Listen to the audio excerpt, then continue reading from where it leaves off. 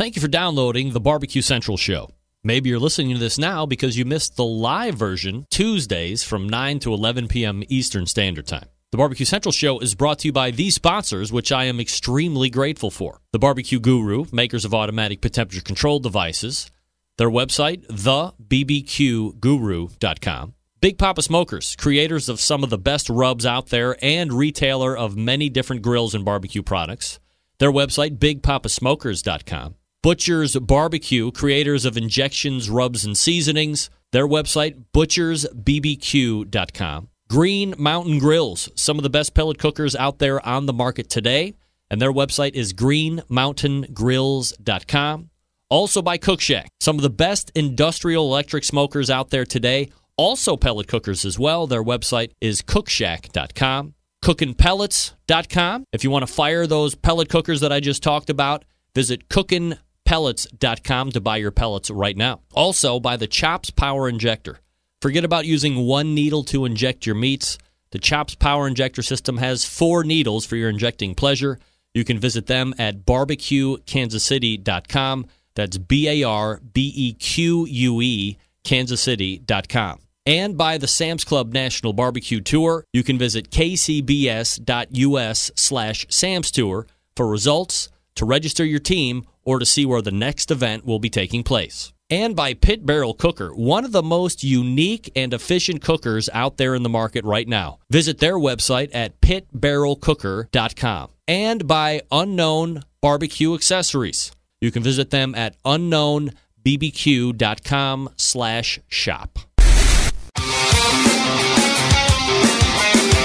Broadcasting live from the BBQ Central Radio Network studios in Cleveland, Ohio. You're listening to the BBQ Central Radio Show.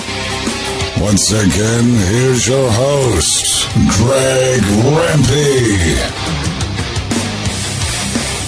All right, welcome back. 216-220-0966, Greg at thebbqcentralshow.com. All right, my first guest tonight is one of the most recognizable faces within the barbecue and grilling industry. He's seen success in the restaurant industry with a very famous Big Bob Gibson's restaurant, also seen success on the television as an author and as a barbecue competitor, and he happens to slum it up here every once in a while as well. Let's go ahead and head on over to the hotline and welcome back a friend of the show, Chris Lilly, joining us. Chris, how are you, bud? Doing fantastic tonight. I appreciate the invitation to jump on your show. Absolutely. My pleasure, Chris. Always appreciate you making time. A couple different places that I'd wanted to kind of run around with you here tonight. First and foremost, obviously, we have to kind of take a quick look back at this past weekend. Another Memphis in May comes and goes. Another overall grand championship chalked up for the Big Bob Gibson crew. Breaking new ground to boot, being the first team to win this event 4 times. So, I guess looking at just that accomplishment alone, Chris, have you and the team been able to kind of really understand the feat and kind of soak it in and realize what this might mean in the annals of competition barbecue? I guess, thinking back, a lot of my realization on how difficult it is to just do well in Memphis, came back several years ago. We started the first time we cooked in 1997. We came in 10th place, and then 5th, and then we came in first. And we had a string of first places, 6 in a row at Memphis in May for the pork shoulder, and then it became a little hard almost to reach finals. We had a dry spell there, and what I took for granted before. It really started sinking in how hard it is not only to just to make the finals at Memphis in May. So that's when the realization set in. So these last several years, I haven't taken anything for granted whatsoever. I just appreciate being there and being able to cook there. For me, the biggest thrill at Memphis in May is still making finals. Cutting the 270 teams down to 3 shoulders, 3 hog, 3 ribs. That, when the golf cart pulls up and says, hey, congratulations, you're in finals, that is the biggest thrill. It's not standing on stage wondering if you're going to win grand championship. But I tell you what, it was a thrill. It was a thrill. Our team had a good time, and we we let Beale Street know we had a good time later on that night. Well, I don't doubt it. Chris Lilly joining us here on the show. Chris, in regards to the cook and the events of this past weekend, anything unusual that goes on that you didn't expect that you had to contend with, or was pretty much business as usual? Well, did somebody give you these questions to ask? This one in particular, because gosh, you couldn't have. Yeah, something major happened to us. I ordered my meat beforehand a month ago, probably, and then a week before the contest, I touched base with my meat purveyor to make sure everything was ready to go. I got a call at the first of last week, the week of the big Memphis in May contest, and they told me the meat did not come. Really? Did not come in. So basically, I had to do some last minute switches and phone calls and everything. So anyway, I was overnighted some pork shoulders straight to Memphis. I picked them up at a meat and seafood company in Memphis, and they were frozen hard as a brick bat. No way.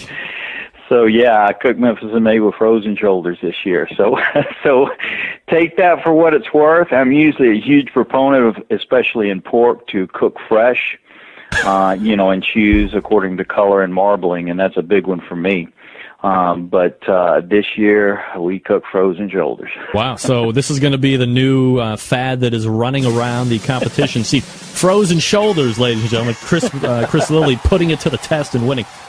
Let me ask you something. When you make the painstaking plans of trying to get the meat that far in advance, you're using somebody obviously you trust, and then when it's that close to the event, getting told that it's not going to happen. I mean, are you really disappointed and like, oh man, we're really behind the eight ball, or is it okay? It's disappointment. Let's regain composure and let's start looking at another direction so we can keep this ball rolling. Disappointed is definitely the word, but yeah, you're disappointed that the purveyor didn't come through and provide you with exactly what you ordered. But being in the barbecue world, especially competition, cookers know out there that you've got to shift gears. Whether you're cooking and your meat is too far done, or if it's not done enough and you've got to increase the temperature. I mean, barbecuing is all about shifting gears. You've got so much time to cook, but you have to make those last minute and last second adjustments.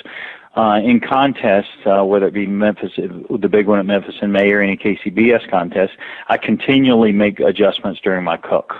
I don't go by a set cook time or a set schedule. I have schedules, but something always comes up that you have to make those adjustments. And if you can't make adjustments on a fly, whether it be on getting your meat beforehand or jamming the temperature to get something done, then you're not going to be successful. So what's done is done. You just take it in stride, make your adjustments, and see what comes out of it. Chris Lilly from Big Bob Gibson's joining us here, recapping the win last past week at Memphis in May. Chris, did you know through the first round of judging, as you're getting ready to turn in through that first set, and you've obviously tasted your award-winning pork time and time again, does this past weekend, as you're kind of tasting it and evaluating it, do you think you have something special here, or is it kind of like, we're probably there somewhere? How did you guys feel about it turning it in?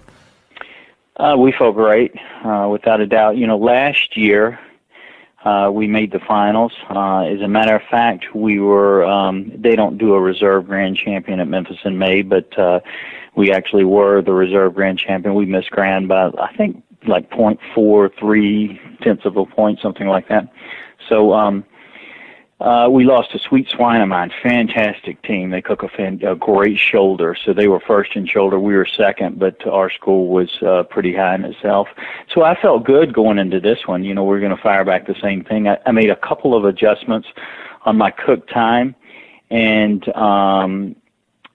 refueling time. I wanted to, and how much meat, how much charcoal to wood ratio I used as well. I wanted to protect my color a little bit. And I wanted my meat to come up a little bit quicker than it did last year. I wanted a little bit more rest time on it. So I made some small adjustments in in cooking technique, not in the recipe itself, and it played out for us really well this year. So just a small adjustment there, but every little bit helps. But I felt great. The meat and preliminaries was fantastic. But one thing I do at Memphis in May is I save my absolute best shoulder and stagger it just to make for finals. So if I don't make finals, the best shoulder of the day will never get served. And I choose my pork just like I choose a pork chop at the grocery store or anything else. It's color and marbling. I get a pork that is a nice reddish pink color as opposed to a pinkish red color, and then one that has ample marbling that'll hold that moisture. How many shoulders are you cooking for the turnits? Memphis in May, you want to have one shoulder for each preliminary judge. You want to have, I like to do 2 shoulders for my blind box because I can't sell those shoulders. I mean, those shoulders have to speak for themselves. And there's no garnish as well, so you really got to do a heavy box and fill that box up. So 2 shoulders for the blind box, 1 for each preliminary judge, and you stagger your best shoulder for the final. And that's what you want to go into Memphis cooking. And you basically, for the people that don't know, and correct me if I'm wrong, but you basically have like 2 rounds of judging. You have the initial round. The people in finals are then told that they make it, and then you kind of restart again, if you will. Yeah, Memphis in May, you've got usually around 270 teams. You can only enter one category in the professional event. It's either whole hog, ribs, or whole shoulder. After you cook in preliminaries, there is 4 blind judges. So you turn in a blind box just like in any other competition. Those 4 judges score you, and then you have 3 on-site judges that come separately, and those judges score you. So you have a total of 7 judges in preliminary, 4 blind, 3 on-site. They score you, and at the end of preliminaries, the top 3 rib teams, the top 3 shoulder teams, the top 3 whole hog teams make finals. And then in finals, it is head-to-head, it is comparison scoring, and it is 4 judges that come to all 9 sites, eat that barbecue on site, and determine who wins the grand champion, who wins shoulder and rib and whole hog in first, second, and third place. And most of the time, even after scoring, the judges don't know who wins, because many times it comes down to a point or just a couple points deciding. So there's no way for them to tabulate it in their heads, because of the weighted scoring system. So you make it into the final round, and pork winner is announced. It's you guys, obviously, and it's now down to the competition of the competition. You have, let me backtrack here for a second. You make it, pork is announced. You guys are winner, and it's kind of that competition within the competition. And in other words, you said you were ecstatic to make finals. So I'm guessing if the grand champion of overall wouldn't have happened, you would have been still ecstatic winning the pork again, or is there a little bit of a drop off if you make it to the finals and then don't take the whole thing? If I make finals, I want to take the whole thing. But you've got to win. You've got to win pork first. So that's the first thought. We had a team that were cooking against us in finals this year. One especially that has won Memphis in May before, the Red Hot Smokers. Wayne and Linda, they are absolutely phenomenal cooks, and their specialty is shoulder. So we were competing head-to-head against in a shoulder category against a Memphis in May grand champion. You look over at the whole hog, Melissa Cookston, with Yazoo Delta Q. She is a 2-time winner at Memphis in May in whole hog, and she has won her, I think, 3 times with her whole hog. 3 first place and maybe 2 grand championships. She also won the Kingsford Invitational first year, competing head-to-head against the winner of the Jack Daniels American Royal, Pitmasters champion, and so on and so on. So this girl can cook. So I knew it was going to be a tough go. And then looking up over at ribs, Tuffy Stone is cooking there. Cool Smoke made final in ribs. So, the finals, I'm going head to head against some of the best cooks in the country. So I knew it was going to be tough, but I knew I had a good product to put out. Let me ask you something about Yazoo's Delta Q. I mean, I've followed them for a number of years now. They've seen a tremendous amount of success within the MBN network and at Memphis in May. Obviously, there are two different things, but and I know you're kind of a student of the game. You just exhibited that here in your last answer. Melissa and Pete have been very focused on the restaurant openings, the new locations. She's writing a book, all good stuff. As Melissa said here on the show, but a few weeks ago she was on talking about the new cookbook, and I asked her about Memphis in May, and she's kind of nervous. Said they hadn't really been out competing kind of on that routine as they normally would, and she didn't really feel overly confident that they would have a great showing. And seeing them take whole hog again and be up for overall grand championship again. What do you think that speaks to them as pitmasters and how well their team process holds, even though they're not out there doing it frequently? Greg, I think she was sandbagging. That girl's not going to forget how to cook, especially in the restaurant when she's cooking every day, and cooking. It just obviously comes natural to her, and she's got the, she's got the talent, without a doubt. So no, I would have called bull on that answer if I were you. She was ready. She was ready to go, and she is competitive. And I tell you, she has been busy though. She's got a great cookbook out, Smoking in the Boys' Room, and she's opening restaurants. So yes, I'm sure she was extremely busy coming into to Memphis in May. But she's good enough to overcome that. Chris, when you look back at the very first win at Memphis in May and then the one this past weekend, mix in the other two in between, how has your pork shoulder cooking methods changed over the years, or perhaps have they remained exactly the same for the most part? Wow, that's a great question. I guess you look back at Memphis in May, and I'm very proud of our our record at Memphis in May. We've been cooking it since 1997. We've never finished out of the top 10 in all those years. And then we had that run of six first place shoulders in a row that, gosh, I couldn't even fathom doing that again. I don't know how that worked out. But yes, I would say we started cooking in 97. We won in 99 for our pork shoulder. From 99 the next year, 6 or 7 years, we didn't change a thing. And it's injection, a dry rub, put the pork on the pit, use a combination of Kingsford charcoal and pig nut hickory. Forget about it. Let it cook, take it off, serve the judges. That was what we did. After we made that run of wins, I told you we sort of fell down a little bit. We're finishing like 4th place, 5th place, 6th place right in there. So I get to talking around, and I say, I just can't get over the hump. So I start talking to people that cook the circuit, that cook the MBN circuit, what's going on. And I still remember a guy asked me, he said, what sauce are you using to glaze your pork? And I said, I don't glaze my pork. I just pull it straight off the pit, put it in the box, and serve my sauce on the side. He said, you're the only one out there not glazing.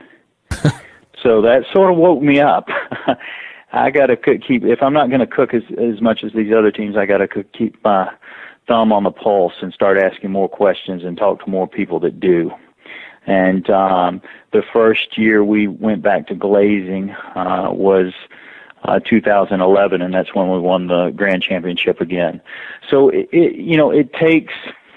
I can credit a lot of my success at Memphis in May. What I do in the restaurant and what Big Bob Gibson has done over those years to sort of build the platform for me to work off of. But gosh, I got to give credit to a lot of the people out there that cook Memphis MBN and KCBS events, every weekend, and then I call them up one week and say, hey, what are the judges like, and what are the flavor profiles and stuff. I got a lot of great friends in barbecue, and I will not hesitate to ask them their opinions and questions. And a lot of my success comes from my good friends in barbecue that are just great enough to give me a helping hand. Because let me ask you this. Big Bob Gibson's obviously has dominated pork at Memphis in May over the years. You've talked briefly about the run of 6 in a row. You've won the whole thing now 4 times, 2000, 2003, 2011. Now you're here again, 3 years removed from the most recent win in 2011. One has to start thinking that perhaps at this point, Big Bob's is not only the best Memphis in May pork cook of all time, but perhaps the best pork cook in general of all time. Yes or no?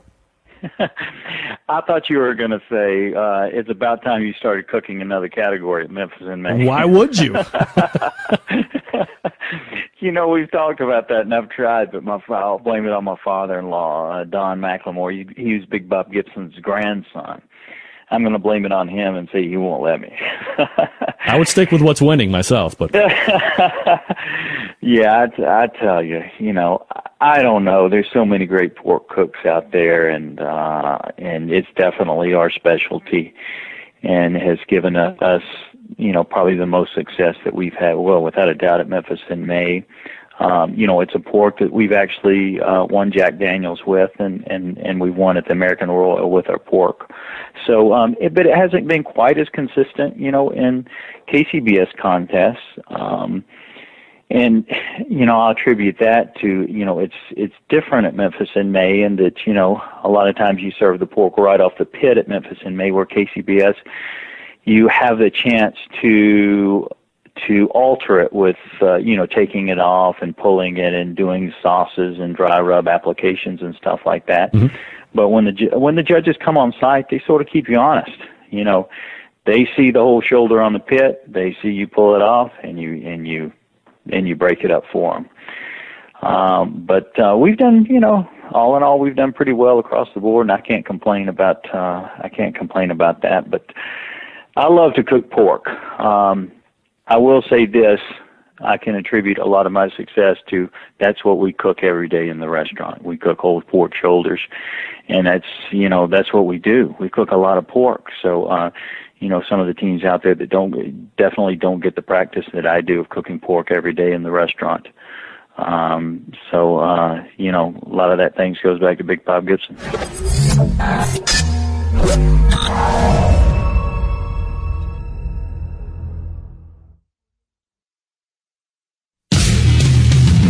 If you got questions about barbecue or grilling, maybe as a hobby or even a business, looking to get an expert's point of view, why not ask Dr. Barbecue? You can submit your questions by clicking on the Ask Dr. Barbecue tab on the website. The doctor is in. Here's Ray Lampy with his nurse, Greg Rempe. Dr. Barbecue. All right, just like that, it is the Dr. Barbecue segment. And so joining me right now from headquarters is Ray Lampy. Hey, Ray. Hey, Greg. How are you? Happy New Year. Happy New Year to you. You're very fired up tonight. I know, man. I am ready to go. There was a great thing that I was going to... Here's the thing, Ray, and you have no idea, but I'm going to pull the curtain back just for you because I know nobody's listening. So I put in hours and hours during the week whenever I can kind of like buy the time to prep for the show and do the research and kind of do some pre-interviews and stuff. And I remember at one point I was like, hey, if you get the show on iTunes, review it, because that gives you a little bit more show promotion. Maybe you end up on the front page of whatever section you're on. So today I was doing something in iTunes, and I pulled up the show and took a review. And the last 2 reviews were a little lackluster. So I was going to read those, but... as luck would have it, I ran out of time. So I can wait if you want. Yeah, well, that's all right. Maybe next week we'll have a little bit extra time to go over that. But sometimes it's sobering to see what people think of your baby, and then you just have to remember that, you know, opinions are like assholes. Everybody's got one. I wasn't mentioned, was I? No, you weren't. Thank goodness. It was all me being a money grubbing whore from what I could ascertain. But that's all right. That's what it's all about. Ray, I'm sure you're getting rich on this, huh? Oh yeah. I mean, I'm living the lifestyle like nobody could possibly believe. Ray, best Christmas gift that you got this year? I got a meat slicer, a really nice meat slicer. You got it. I've been wanting a little upgrade. I had one of them $120 ones, and it just doesn't cut it. And I need to make Italian beef, Chicago-style Italian beef here in Florida. And I found a good deal on a used one. Sandy bought it for me for Christmas. So is it good enough that you would recommend? Yeah, except you just have to find a used one. It's a $1,200 slicer, and I found a used one for $400. So, all right. But what I would recommend is go to a restaurant supply place. It's like a light duty commercial slicer, because you don't want a great big heavy one.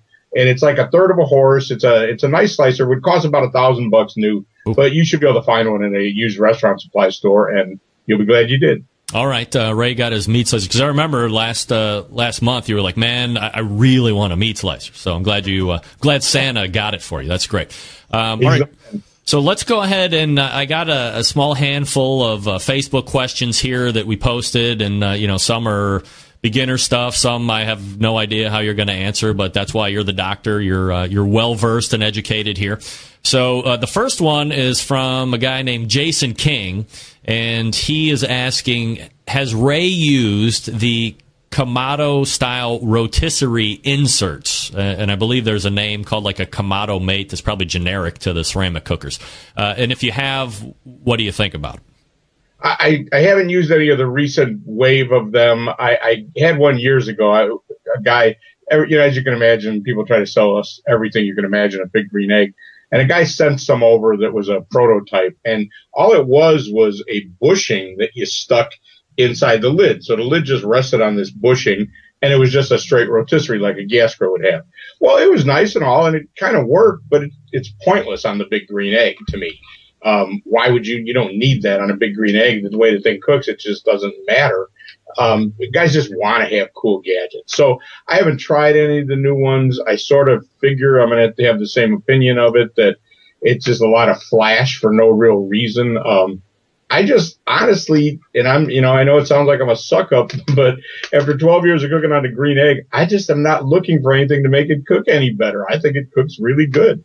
So no, I haven't tried those, and I doubt that I will. Let me tell you a story too. Yeah. I recently tried something, and I was interested. One of these aftermarket things that came around for the ceramic cookers, and I saw it. So I went and paid full price for it at a place where people would see me, though. There was nothing I could do about it. But I didn't ask anybody for a discount or a free one. And I paid full price for the thing, put it in my car, took it home, tried it at home, and I have my opinion about it. Well, I found out from a dealer that this a-hole had called the dealer and said, yeah, Ray Lampe bought one of these at full price, and tried to use that as a selling point. And I saw the guy, and I told him off because it was really completely out of line. So, welcome to my world. I try to stay away from that stuff. Ray, you'd mentioned that the big green egg, and I mean, if you know anything about the big green egg, the cooker itself and the warranty and the history, beyond reproach. But the other thing that or you quickly find out if you become an egghead, is the fact that literally there are limitless amounts of accessories that all of a sudden the cheapest thing that you could buy is like the double XL egg. But all of a sudden you spend $60,000 in crazy accoutrements and accessories. Is like Ed Fisher and the Big Green Egg folks just getting constantly barraged with buy my idea or help me with my accessory or this is going to make you the next $1 billion or what?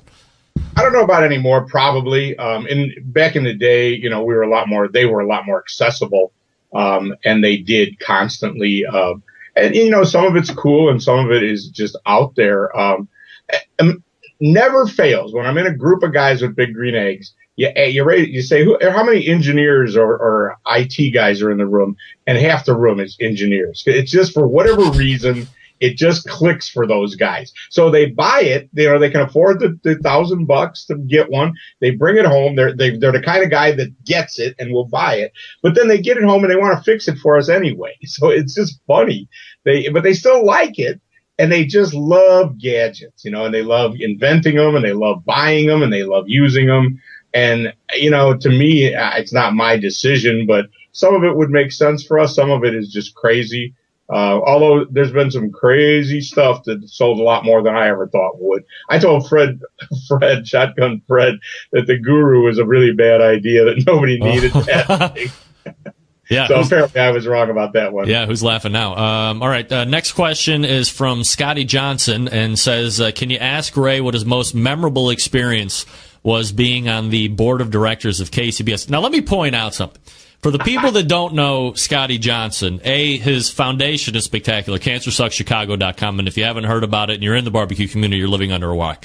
So support that. But secondarily, Scotty has really, to me, seemed to have had an axe to grind publicly over the last 6 and 8 and 10 months about the board and the KCBS. He's also threatened about coming out of retirement and doing maybe 1.5 to 2 competitions this year.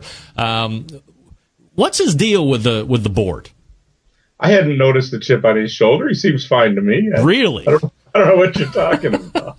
All right, so answer his question. What was your favorite experience or most memorable experience, which I guess could be negative as well? Yeah, I saw this question earlier, and I actually, a few came to mind that I can't repeat. But I will tell you, I was on the board when we made the rule that the reps were not allowed to drink any longer while they were working. And there was nothing they could do. We had caught a couple of them red-handed, and it was a pretty bad situation. But there were people on the board that did not want to see that happen, and people in the room, I should say, not necessarily elected board members, but we'll leave it at that. But there was nothing they could do about it. So Jim Ninian was there. I don't remember who actually made the motion, but there was such a shitty things that had happened that nobody could vote. They couldn't stop us. So we made the rule. And as far as I know, some of them people have been trying to change that rule over ever since.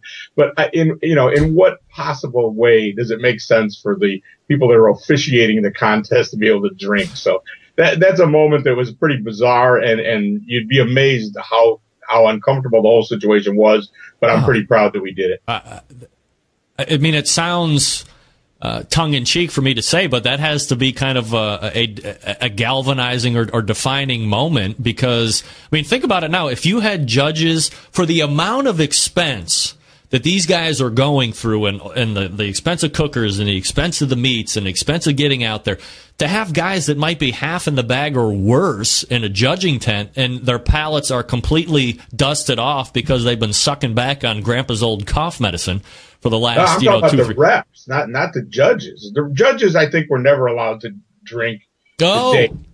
I'm talking about the reps. Basically, reps getting drunk on Friday night. Oh. And I mean, some of them would have a beer, and some were like, one guy, he got drunk drinking moonshine, passed out in a team's camp, and threw up while he was repping the contest on a Friday night. Oh my. Yeah, so that's probably not the image that KCBS wants to be putting out there. No, they really don't want me telling these stories either, but I don't give a shit. Yeah, that's right. You're not on the board anymore. All right, so that's your most memorable experience, you say? That's the one I'll talk about. There was all kinds. Fair enough. Next one is from Shane. Let me go back for a second. Yeah. One of the things you said, it was a defining moment. It was. Yeah. What was happening was the thing was growing up. And some people just didn't want to accept it or didn't want to face it or didn't believe it. But the thing was growing up. It was becoming important, I mean, when the contests were just in the parking lot at the Golden Ox, it wasn't a big deal. When all of a sudden there was $50,000, $100,000 on the line, this was important. And I think it was a defining moment because it really was growing up. Absolutely. Ray Lampe joining us here on the show, by the way, drbbq.com, his website. If you have a question for Ray and I to chat around on the next offering of Ask Dr. Barbecue, send it or hit up askdrbbq.com, and you can go ahead and submit from there. Next question, Ray, is from Shane McClure, who says, Ray, I'm a backyard guy. I've been considering injecting brisket before smoking it. Is there a go-to injection that Dr. Barbecue uses for brisket? And here's something that I want to say first before you answer, Ray, because back when I started, injecting really was kind of, it was mostly fab, and there were still, I don't know if the majority of guys weren't doing it. Well, the majority of guys still probably weren't doing it for both pork butt and beef when I was just kind of getting into the show and stuff. Because I remember Fast Eddie saying that he had just kind of, started doing pork at that point and whatever, but there was obviously a definitive tipping point when everybody just started doing it all together. But as a backyard guy, because that's what I am, I thought it was completely worthless. Why would I inject? This is what the competition guys, I'm not competing. But then, I gave it a shot. And I got to tell you, it made a unbelievable difference in the finished product. And I'm not doing all the crazy techniques and all this other stuff, but a rub and an injection, and it made a world of difference. So I don't think any backyarder should be averse to trying not only injection, but whatever the guys on the competition circuit are doing. I agree with you, but some of that stuff that the competition guys do, I don't agree with. But the injection, yeah, absolutely.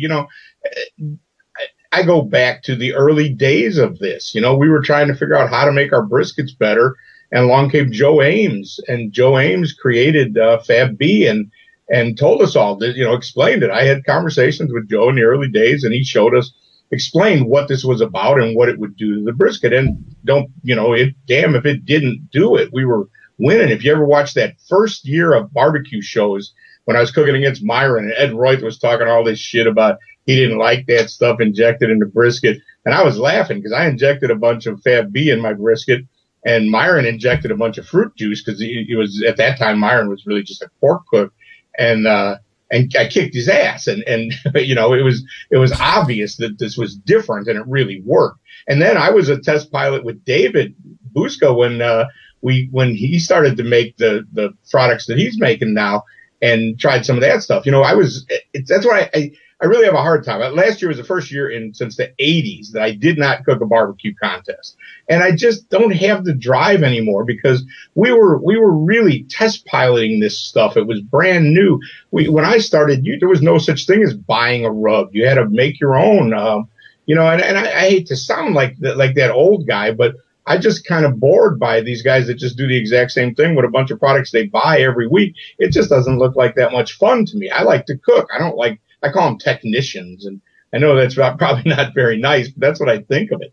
But so, yeah, to get back on the track, I am a big fan of injecting. I don't do it at home just because I don't bother. I don't cook a lot of briskets at home, but even if I did, I probably wouldn't because I don't mind it being a little chewy or a little dry. It's brisket. I'll just put some jus on it or something.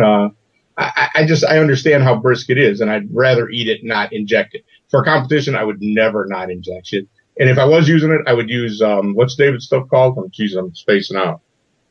Butcher barbecue. I would use a butcher barbecue. And when I was at the last days I was competing, I was using that, prime dust he was recommending.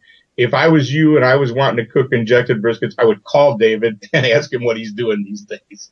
Yeah, absolutely. Ray Lampe joining us here on the show, answering your questions. Last one is from Aaron Jefferson. And it says, Greg, I'm going to compete solely with a big green egg this season. Can you ask the doc what challenges I may face with competing with the eggs? Solely. Because, a lot of guys like to do multiple cookers for, different meats and, things of this nature. As an egg cooker yourself, what can he look forward to and what should he be, potentially guarding against, I guess? Yeah, that's what I would be thinking it as an advantage because I assume he's got more than one. You need at least 3. You could have something off in time for the chicken to get done.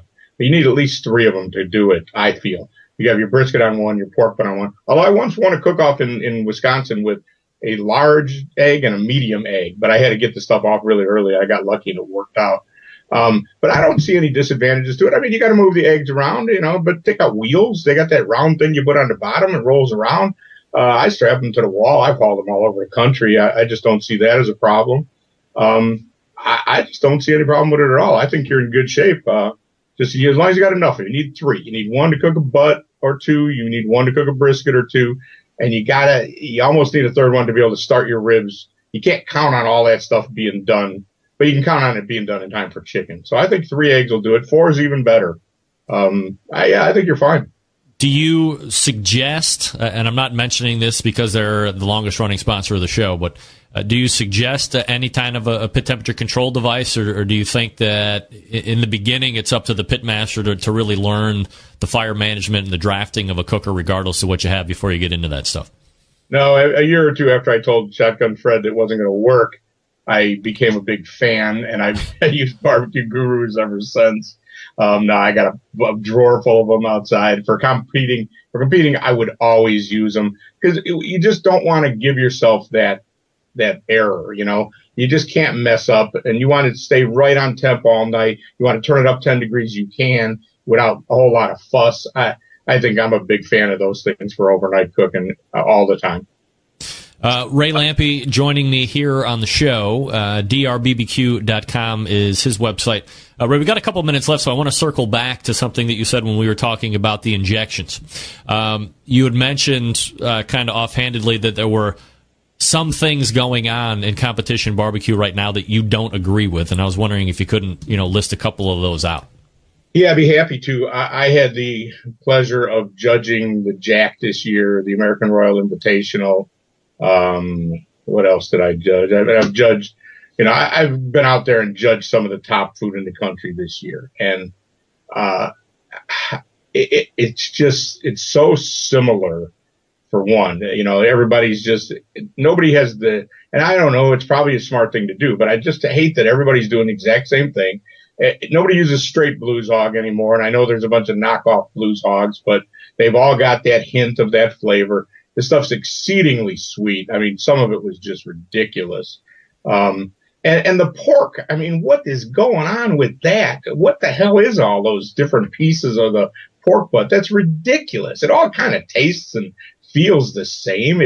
I just think it's ridiculous. There's no barbecue joint on the planet where you would get that, any pork, any close to that. I actually said that to Darren Worth one day, and he said, no, that's not true. We serve money muscle, but they roast it, serve it with gravy and mashed potatoes. They cook so many butts that they just, like, one day a week, they cut all the money muscles off, and it's a weekly special. But nobody on the planet is serving that. So to me, it barely qualifies as barbecue. Maybe it doesn't. I don't even know. I just don't get that. Why don't you just put some pork in the box? How does that make it better? And then the chicken. The chicken's just ridiculous. Oh, I judged that thing down in Homestead, the Michael Mixon thing, whatever they're calling it. Yeah, like the Speedway Racer barbecue thing or whatever. Track. Yeah, smoking at the track. So that was top 10 top teams as well. The chicken is just embarrassing to me. I'm sorry. I was sitting with Byron, Bad Byron, a couple months ago, having a couple beers, and we were talking about it. Like, is that even barbecue? If you take some chicken and put it in a pan full of margarine and cook it in your barbecue pit, and then put a bunch of sweet goopy sauce on it, and it actually goes on the grill for 10 minutes, is that even barbecue? And I contend it may not be. I would say no if I was forced to make a decision on that. And I've been around a long time, I know it sounds bitter. I feel like I'm becoming Paul Kirk some days. I'm just a angry old prick, but I really don't feel that way. I won 2 barbecue contests in 2011. It's not that long ago.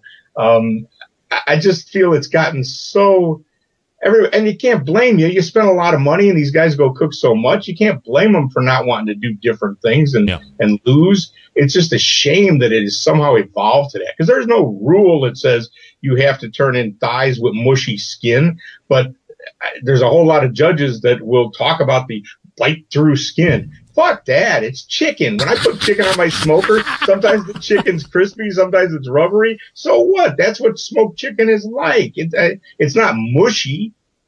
So, yeah. Is that enough for you? Wow, Ray Lampe shot out of a cannon.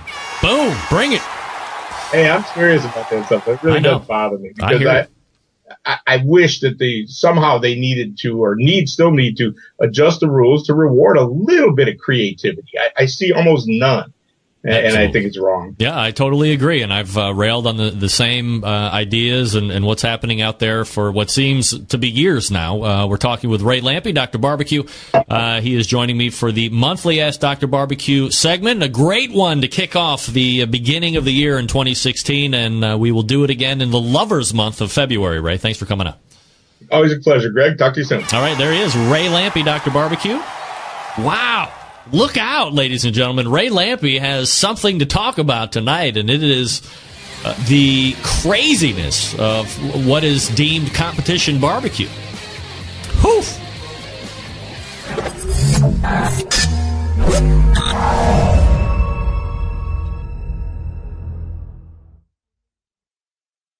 My first guest tonight made his appearance on this show last October. Hit huge with the audience. He owns Cigars and Stripes barbecue lounge in the Chicagoland area. Let's go ahead and head over to the hotline and welcome back Ronnie Lotz to the show. Ronnie, how are you, bud? All right, what is this? Okay, all right, are we live on the big show or what? We're live on the really big show, really big barbecue show. I don't think so. What's going on? Are you totally stoked or what? Of course. What the hell is over your left shoulder, Ronnie? You have devils and angels over there, or what? Oh, these are. Well, you came right out of the bog. Well, listen, these are. Those are 6 barrels of beer. 6 barrels of beer? Yeah, that's right. You put beer in them. These particular ones here are from a company called Evil Twin, and they're originally out of Denmark. And in my spare time, I'll pinstripe them. Oh, shit. Hold on. Well, watch out. Hey, listen. This is the big show. You know what I'm saying? Ronnie, have you been tipping a few back before the show, buddy? Listen. Seem a little relaxed. Look at that. Yang. This is Yang. Yeah. And there's a Ying. Look at this. Watch out. Looks like you're going down. Don't worry what I'm doing. Look at that. Look at that. We look like twins. Yeah, I was going to say that you're the yang to his yin. Here's the deal. Yeah.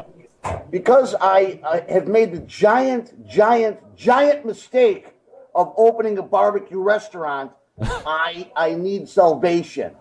So what I do is I graffiti and pinstripe barrels of beer that we like. What? You did that artwork? Of course. Really? Oh, yeah. Listen, I'm a jack of all trades, master of none. Join the club. It's currently a club of 2, you and me, Ron. Listen, life is miserable. I feel good when I do this. However, these ones are for Evil Twin Brewing. And they're going to go, they're originally out of Denmark. They were 2 brothers, whatever. They opened up these companies, and the other brother took off, and he's got some great beers. There's a yin and a yang. And what happens is you mix them like the old Augsburgers, the Gemütlichkeits. You used to do a 50-50, and you get a big glass of beer. They're really good. I like them. This one, oh, shit.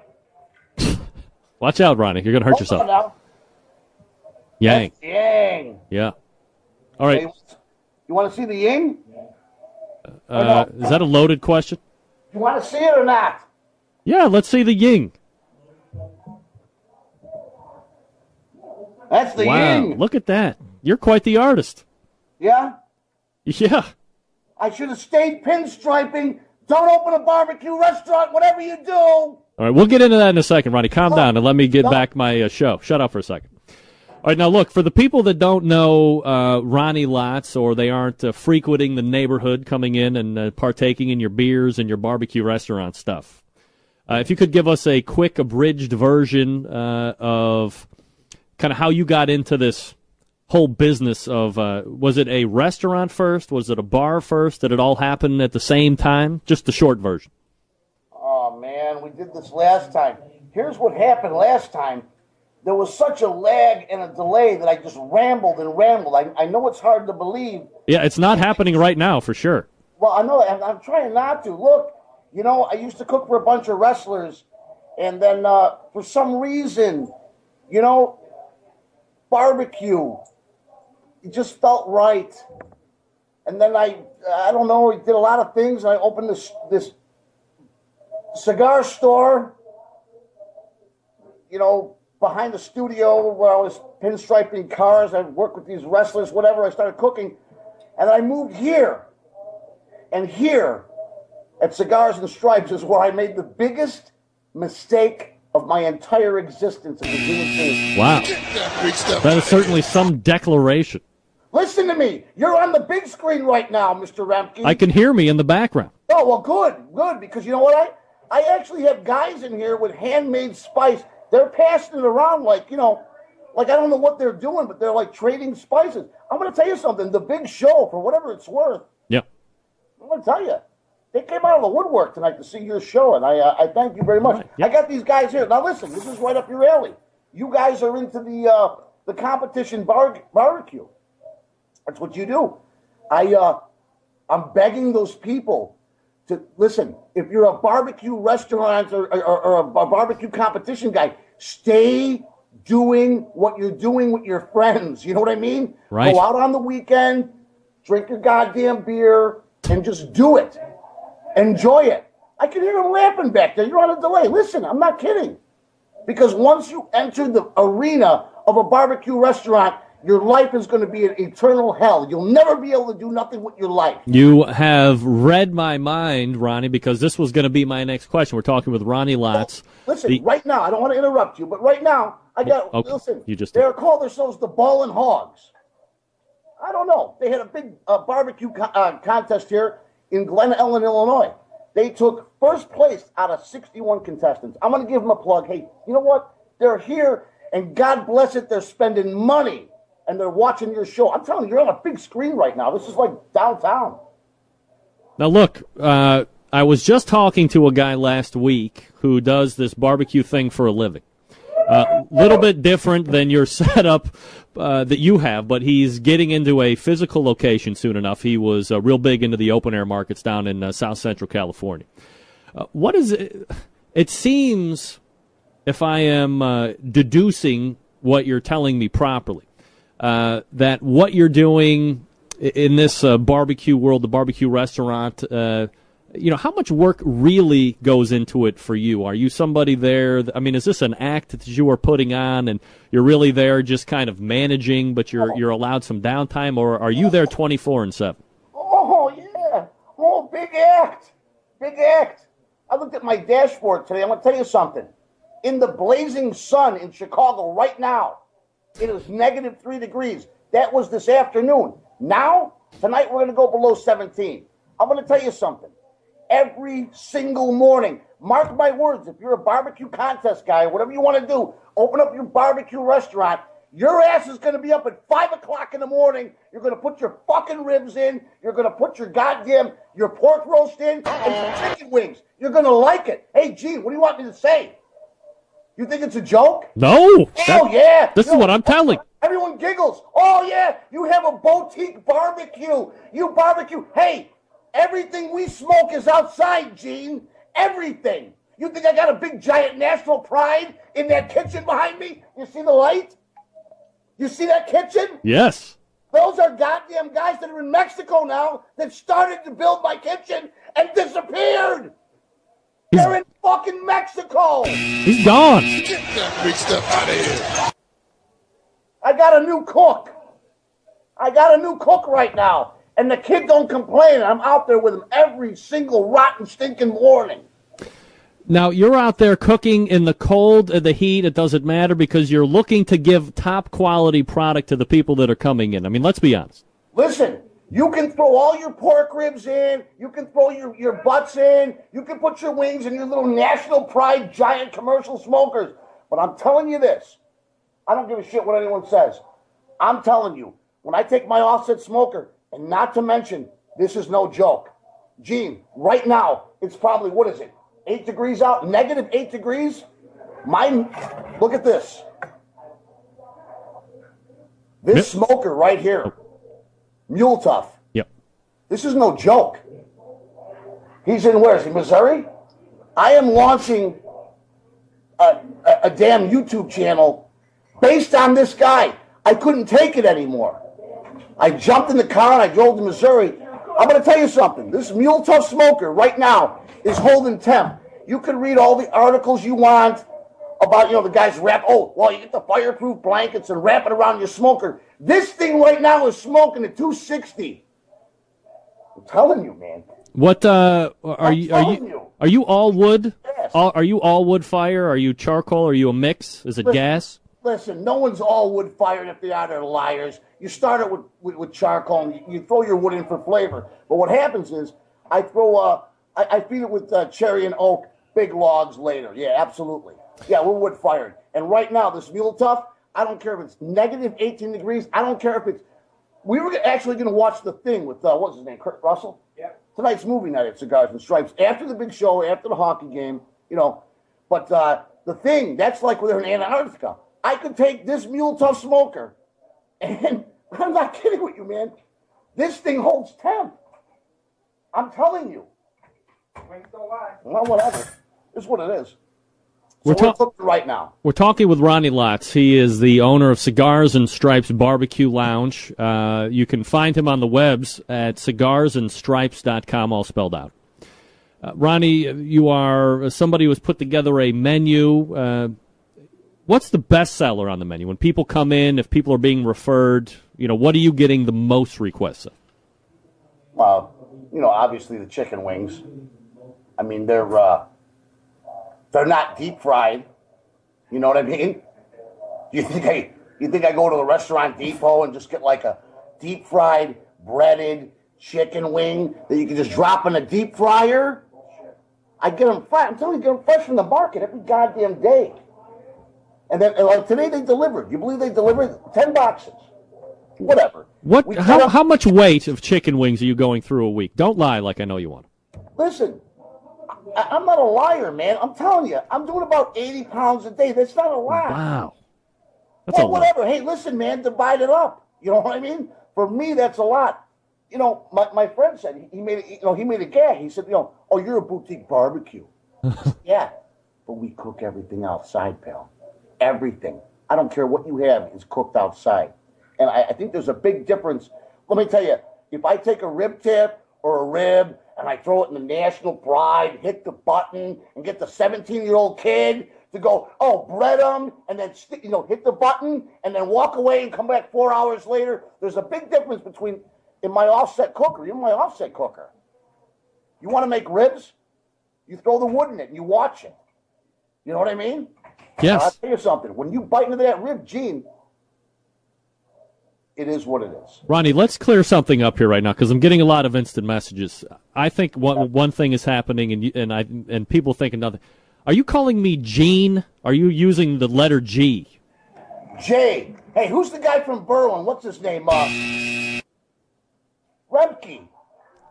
Who? There's a guy that's got a name just like yours. Is that my brother Chris Rempe? No, the guy from Berwyn, man. His name's his name's Remke, I think. Could be. Oh, I get a lot God. of keys. But I told everybody that you and I have a relationship, so you've shortened my name from Greg to the letter G, but everybody says you keep calling me Gene. I don't think that's right. You're not calling me Gene, are you? Am I calling him Gene? No, you call him Greg. G. Yeah, I call you G. Yeah, see? So everybody back off for crying out loud. Jeez. No, the other guy. Right, G. Hey, listen. Come on. These people are crazy, Ronnie. Now, look, let me ask you something. One of the most important things to a successful restaurant is this menu. Obviously, you said that the chicken wings are king. Absolutely. But as you craft and hone the menu, a lot of these places, they get into this barbecue thing, and all of a sudden they got like 50 or 60 different items on a menu, and it seems to me, and I'm never going to be opening a barbecue restaurant, but if I would try and keep it basic, kind of bring what makes you successful. Is that something that you subscribe to, or do you like to have many options available for the consuming public? Well, funny you bring that up, Gene. Come here, son. Come here for a second. I think you called me Gene. Remember when that little kid of yours came in there and kissed you? Your daughter? Look at this. Come here. That's my 15-year-old boy. That's my son, Zach. Hey, look at this guy. What's up, brother? And see him. He's ready. You know how to build a fire on that smoker? No, I'll get you a question. I love this kid. He's a good boy. All right, here's the thing. Listen, I got my one cook. He's crying and he's complaining all the time. He says, "I don't know wings. I can't keep up with the wings and the rib tips and the smoked Italian beef we do there." I said, "Listen to me. We got 3 fucking things on the menu. 3. You want to go work in a Greek restaurant? Oh, give me my mashed potatoes, well done with hash browns and hot peppers. I want my egg up. I don't want wheat toast. Give me white bread. Oh, I'm sorry. You know what I mean? Hold that. You want 75 orders all custom? Hold the mail? You're cooking chicken wings." Yes, I subscribe to what you're saying. Let's keep it simple. Let's keep it protein. Let's keep it on the grill, and let's call it what it is. I mean, you know what I mean? Just get to the point. Cook your 4 things and do it well. Right. We do well. West Side rib tip, hands down the best in the country. And I'll tell you right now, I got all the West Side guys. Name it. Name a barbecue place. They all come here with their wives to eat. It's true. For the rib tips. And the wings are good. I'm going to have 4 items on the menu, and that's it. You want to know why? Because I can't find anyone that's reliable to do it for me. You, son, will start cooking. He looks very enthused to be on the Really Big Barbecue Show, Ronnie. Let me tell you. Now, look, let me ask you one last question. One last question before I let you go, Ronnie. Oh, why do I got to go? What? Why do I got to go? You have a business to run. I can only take up so much of your valuable time. Now, listen. Monkey business. You seem to have a what some would call an ebullient personality. There's a word called charisma, which seems to be overflowing your cup. Have you ever thought about trying out for these fandangled barbecue shows like Barbecue Pitmasters? It seems like it would be right up your alley. They would be drawn to your magnetism of personality, and it would be like great TV. Plus, all things aside, you know how to cook too. Answer the question. Believe it. I don't believe I would do that. Why not? I don't believe I have it in me. I don't believe I'm camera shy. I don't think I could ever do that. Gene, I don't know what to tell you, man. Listen, I'm going to tell you this, Gene. I can't see you now, but this. I know his name's Greg. I'm just fucking with him. All right, listen. Your beard. The beard you're wearing. This one? Listen. Hands down, man. You look good. I'm going to tell you something. I got a beard that scares most terrorists. You can't see it now. I got an advertisement of some split broadcaster enable you. I can't even see you. However, I did see you on your last episode. Yeah. And if you're sporting that beard. Yes. For whatever it's worth. It's very becoming of you. Oh, your wife probably swoons with ecstasy. You know what I'm saying? Oh, yeah, she's swooning all right. She's swooning to me to find a raise. Oh, my barbecue guy. Listen, you know what they like? Women like that shit, man. They like the gray. If I put gray in my beard and I go to the goddamn Jewels out here or Dominic's, they closed up. These 20-year-old women around me, they got this daddy thing going. I'm just saying that the gray in the beard, I'm just saying. You look good.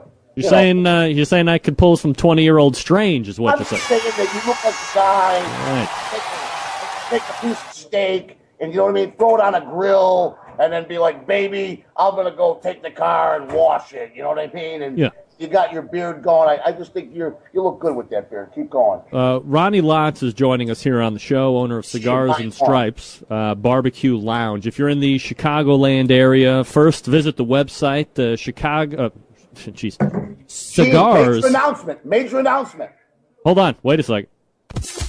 A Barbecue Central Show exclusive news update. All right, let's have it. All right, listen. Remember when your father, maybe like an uncle, passed away and he left you an old Cadillac? Or no? Just me? That wasn't me. All right, here's the thing. I bought an offset smoker. Yeah. Years ago. And it never, Gene, I'm telling you, it never ran right. And just fucking with it. All right. Never ran right. Here's the thing. I rebuilt this thing, and I've got great footage of the rebuilding of this machine. Yeah. And I also have of the bench ring because I can't get to my welding supplies because they're buried underneath a circuit tent that I had to hire other people to build it and help me. The design, it was called a beam smoker. They were out of Alabama. Yeah. Anyway, a lot of people online say things about beam smokers are no good. I'm gonna tell you something. I wailed on that beam smoker like it was like a redheaded stepchild. I beat it to death. Follow me. I made a couple of bucks with that thing. I rebuilt it. I couldn't do it, so I hired guys. Here's what happens. They tore it apart. They molested my smoker. They ruined everything I worked for. It was making me out of my mind. They destroyed it. I had to repo it, and that made me go buy my Mule Tough or whatever it is. You can watch it online. Gene, promise me that you're going to post a link. Yes. I'm putting a teaser on tonight. Yeah. It's weird. I was up drunk last night. I can't believe that for a second. No, believe it. It's true. At like 4 a.m, You know, and I started going through the old footage of this BlackBerry playbook. I'm going to tell you something. My God, I got the whole thing documented. It's a whole year. It's actually, I watched it. It's kind of amusing. I mean, I dealt with guys that didn't speak English. They chopped my smoker in pieces. I'm going to post a link so everybody can check it out. No, I'm putting a teaser up tonight. I got this weird. I got a guy working on it tonight. I mean, whatever. I just want people to know, Gene, I need you to know this. People do radio shows and they do this podcast stuff. You are truly, I don't know, man. You're a good host. Oh, well, Ronnie, I'm going to take the compliment. You look like you need the refill. And if anybody's in the Chicago area, cigarsandstripes.com, the website, and tell somebody that I've sent you, for crying out loud. I mean, it's good for a free beer. He sent me a thing on the Facebook. Yeah. He heard you out of state, is coming to Chicago, is coming here. Big show works. I love it. All right, Ronnie, as always, my friend, I appreciate you coming on tonight, and we'll talk soon. It's Ronnie Lotz, everybody. Look at this guy. He's crazy. Ronnie Lotz. Corey, can you believe Ronnie Lotz or what? Charismatic. There you go. Charismatic. That guy is shot out of a cannon. I think that's the very definition of being shot out of a cannon, if I'm not mistaken. When we go to Chicago, are we going to Cigars and Stripes? Let's do it. Yeah, all right. We're going to do it.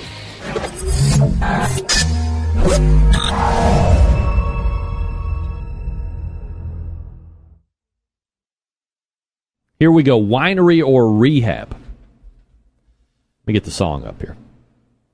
That way we're ready to go. Here we go. Oh, yeah. Oh, yeah. We're going to play a winery or rehab. You want me to give you a Kalamazoo grill, but that's not going to happen tonight, no. I'm not gonna give you a Kalamazoo grill tonight.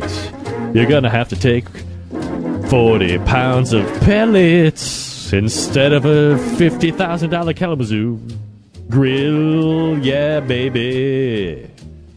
But it's better than a sharp stick in the eye. Oh, yeah. All right. We're gonna play Winery or Rehab, ladies and gentlemen. Let me get my list up to date here. We got the first caller on the line. 40 pounds of pellets, courtesy of cookinpellets.com. All right, let's do this thing. Let's go to area code 864, name and where you're calling from. Kevin from Greer, South Carolina. You said Kevin with a K? Yes. Kevin, how are you, man? All right. Ready to play, Kevin? Yes. All right, here's what's going to happen. I'm going to give you a name. You're going to tell me if it's a winery or a rehab. You get 2 out of 3 right. You win 40 pounds of pellets from cookinpellets.com. You have a pellet-driven cooker, Kevin? Yes. All right. You have to give me the answer within 5 seconds after I give you the name. Otherwise, I'm going to hang up on you and make fun of you unmercifully. Can you do it? Okay. Are you excited? Yes. I know I am. All right, here we go, Kevin. First name, Hope and Grace, winery or rehab? That is a rehab. Oh, no! Sorry, Kevin. Again. Took you. By the way, I hate to do this, but I got to give props. That was John Dawson's. Yeah. Hope and Grace is a winery. Yes, that's right. Hope and Grace. By the way, this portion of the show brought to you by cookinpellets.com, obviously. Quality wood pellets, 100% wood for your pellet-driven cookers. And you can buy them at cookinpellets.com. Cookin, like C-O-O-K-I-N, cookinpellets.com. 216-220-0966. Greg at the BBQ, centralshow.com. You can win 40 pounds of pellets. You go ahead and call in. We'll get you all set up. It's a very simple game. Everybody loves playing it.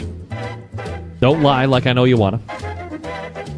216-220-0966 if you have a pellet-driven cooker. Or maybe you don't have a pellet-driven cooker. Maybe you just have a gas grill or a Weber Smoky Mountain. You can put those pellets in like a tinfoil pouch and throw them right onto the charcoal. You're all set to go. It's just that easy.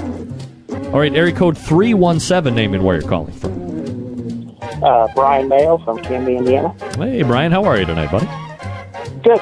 All right, Brian, you ready to play winery or rehab? Sure. Yeah. Right. Here's what's going to happen. I'm going to give you a name. You tell me if it's a winery or rehab. Every time I give you a name, you got to give me the answer within 5 seconds.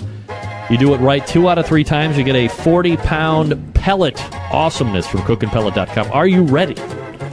I am ready. Brian, are you excited? I am stoked. I know I am. All right, here we go. First name. Raise the Bottom. Winery or rehab? Raise the Bottom. Raise the Bottom. Winery. No. Oh, no! We suck again! Raise the Bottom is a rehab. This is going to be a tough one, I think. It might be so tough I'm going to have to reset Milt Buckner. Brian, was that you? No, he said he was from Indiana. You're from Canada. All right, no winner yet. We're looking for a winner. 216-220-0966. If you want to email about the goings-on tonight, Greg at thebbqcentralshow.com. All right, Barbecue Central Show, name and where you're calling from. Laura from Greer, South Carolina. Laura, how are you tonight? Good, thanks. Good. Here we go. We're going to play winery or rehab for your chance to win 40 pounds of pellets. That's what you're calling about, right? Yeah. All right, you never know when women call. They might just want my phone number. Nevertheless, 40 pounds of pellets it is. Your first name tonight, Laura, is The Cottage. Winery or rehab? Winery. No. Oh, no! We suck again! No, sir. The Cottage is a rehab. Wow. Everybody's wrong here. Barbecue Food is wrong. Sylvie Curry is wrong. On the last one, Sylvie was wrong. But on the last one, Barbecue Food for You was right. This is great stuff. I love this. I love this game. You just got to get in, take part of this game. David Bosca, you should be calling in. You need pellets. You cook on 2 FEC 100s. You too good for my pellets? All right, Barbecue Central Show, name and where you're calling from. Kevin from Greer, South Carolina. All right. We're going to play winery or rehab for 40 pounds of pellets. And first name tonight. Terra Navita. Terra Navita. Winery or rehab?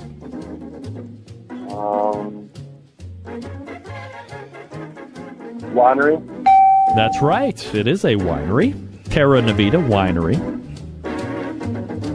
All right. Next one could get you 40 pounds of pellets. Are you excited?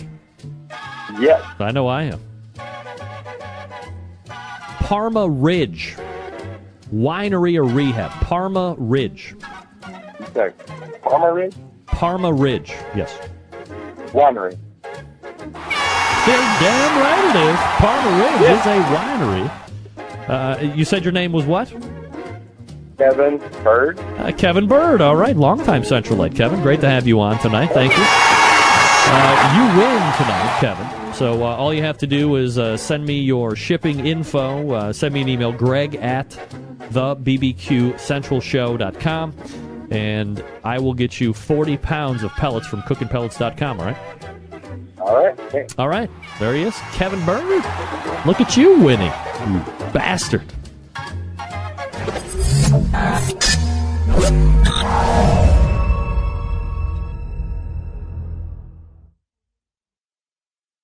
There he is.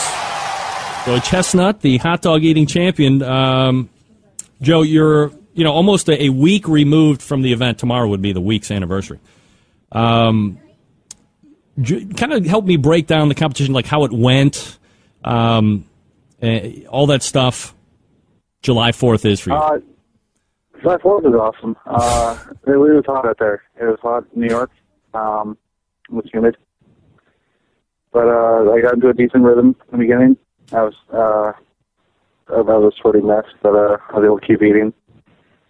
And I didn't break my record, but I tried it, and I thought I did pretty good. Second place was 16 hot dogs behind. Yeah, I mean, and absolutely. I was hoping they would eat more. The more they eat, the more pressure I feel to eat more, and to do better. But I definitely ate well that day, though. So we'll get into some of like the pre and post competition routines here in a bit, but how did you feel when you woke up that day? Did you feel like it was going to be a potential record-breaking day, or when you wake up for any competitive eating event, do you wake up some days and be like, today I'm going to get my eat on, or today might not be an everyday? I definitely woke up feeling light and loose. I only slept about 4.5 or 5 hours at night, and I was up moving and just ready and loose. I hydrated very well the day before, and then I stopped drinking water the day of the contest, and I felt really good. So you mentioned it was another hot, humid, sunny day. When you're outside, because obviously some of these competitions aren't housed outside, is there a perfect outside weather day for you to compete in? Yeah, there's always perfect weather, but it was. I'd be happy if it was like 75 with California style humidity, without humidity. But I can't be too picky. One thing about it is it's fair for everybody. Everybody's eating in the same weather. Everybody's eating the same hot dog. Correct. Now, does eating in a day like July 4th weather-wise affect you at all during your event? Can it hinder the amount you can consume? It a little bit. It makes me slow down a little bit towards the end. I'm a sweaty mess. I know that I'm a little bit dehydrated, and I just run out of steam a little bit. But I think I really should have been able to push one more hot dog in me. I'm a little bit bummed out about that, but at least I tied the record. Joey Chestnut joining me here on the show, winner of the Nathan's 4th of July hot dog eating contest, ate 68 dogs, tying his own personal record. About 2 minutes into the eat, Joey, you had 3 or 4 dog buffer between you and second place. Do you have a plan to work while you're at a contest, while it's going on? Oh, yeah. Well, during the contest, there's 2 feelings I'm trying to ignore completely. I'm just trying to ignore the feeling of full, any feeling of pain. Other than that, my mind is all over the place. I'm just trying to control my breathing and keep my hands moving, and just keep whatever's going in my mouth going down. During that time, also, my little brother is right in front of me, yelling at me, telling me where everybody else is at. And so I'm aware of where everybody else is at. The judge was in front of me. I can see on my left and right where the other eaters are, and I definitely knew that 5 minutes in, I was 5 or 6 hot dogs ahead, and they were slowing down, and then the last half of the contest is where I really created a gap. Now, you mentioned the fighting that feeling of feeling full. I mean, 68 hot dogs, when does that happen? At like hot dog 8 or 10? I could eat 30 hot dogs and be pretty happy. So the first 4 minutes of the contest, I'm a happy dude. I'm in a vicious rhythm, and it's fun. The first 4 or 5 minutes are fun. The second half of the contest, that's where it's real work. That's where my body's telling me things, and I'm ignoring it, and I know exactly what I'm capable of, and I have to do it. Joey Chestnut joining me here on the show. All right, so we look at that back half of the competition. 6 minutes in, you're up by 10 dogs. You are, and I guess you said you were actively kind of watching other judges and some of the others, so you know where they are. When you see that you're up by 10, are you necessarily concerned? Do you think that they're going to make a run at you and somehow catch up, or are you kind of pacing your own self at that point? I'm pacing myself. Going into the contest, I knew that if I got into a decent rhythm, it was going to be a contest against myself. I'd be a contest trying to break the record, and I'd just be using whatever they did as motivation. And they're awesome eaters. This is the 4th of July. That's a contest I really trained for. And there's other contests I do throughout the year, a bunch of contests, but none of them. I don't train for any of them the same way I do for 4th of July. And the other eaters know that. They know that I go to this contest accepting only one outcome, their victory. And I if I'm there, I'm there to win.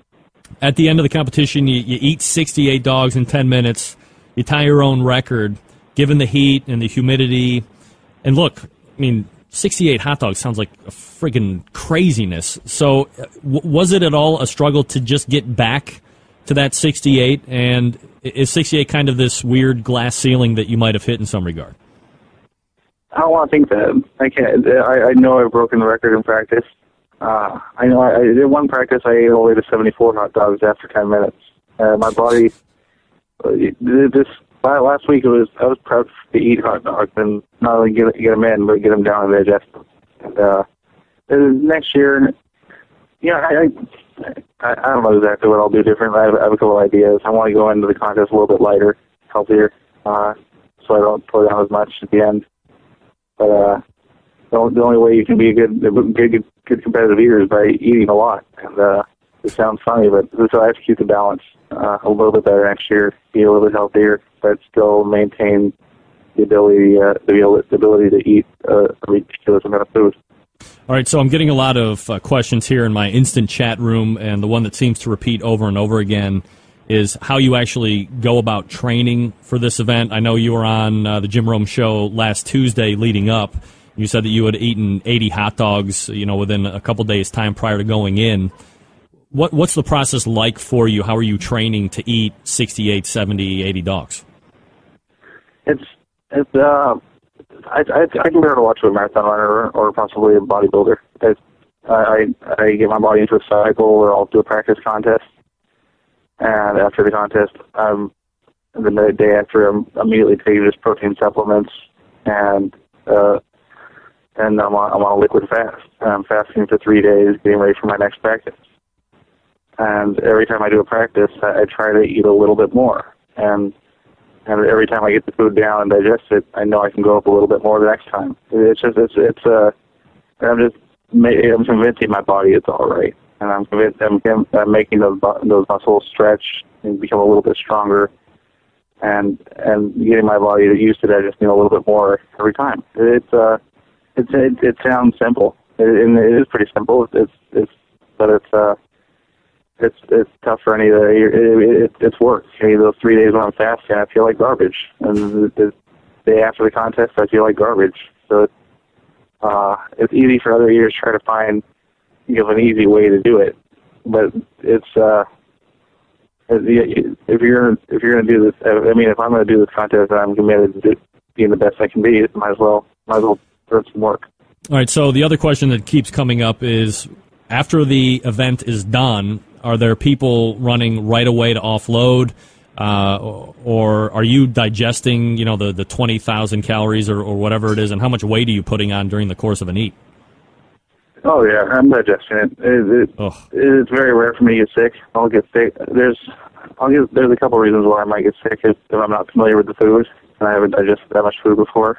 And that's not a problem with hot dogs. My body feels comfortable with them and digests them. But the other reason is if I'm too dehydrated, then my body just doesn't have enough liquids in it to digest the food, and that I might get sick like 3 hours later. There might be something not digesting. But this contest, I was hydrated, and my body was used to digesting the food, and I know that next year, hopefully, I just need to control my body a little bit better, you're right. There are eaters that as soon as they can, they let loose, and I know they're there. They know I know that they do it, and I know they're never going to beat me. Also, they know that also. So it's the person who can't control their body is definitely out there, and I kind of laugh at them. I kind of laugh at they're trying to keep up with me. They push themselves to that breaking point. Joey Chestnut joining me here on the show. We just won the 4th of July hot dog eating contest, Nathan's famous hot dog eating contest, eating 68 dogs. You've won the title now 6 years in a row. There's really no one on the MLE roster, that's Major League Eating for the people that don't know, that can even sniff you when it comes to this. Do you find yourself having to set those personal goals in order to motivate yourself, since the other eaters aren't putting up much of... I'm not saying that they're not trying their hardest, but when you look at it raw, the numbers just aren't matching up. You're well in advance. So do you have to go in some sort of mindset saying, I got to get myself pumped up because I can't rely on an Eater X or a Crazy Legs or whoever else to really be able to keep up with me for these 10 minutes? Oh, it's I can only motivate myself so much, but a lot of my motivation comes from the audience. It's for an eating contest, it's ridiculous to look out and see thousands and thousands of people. I think this year was estimated 35,000. Yeah. And that's insane. A lot of motivation comes from them. A lot of motivation comes from every day I get letters in the mail with people encouraging me, and it's that encouragement, and it's not really pushing me. It's more of a support, and I think I've been very lucky to get the support. I have a support network of a lot of people, whether it's friends, family, or fans, and it's just I've been able to surround myself with a lot of awesome people who acknowledge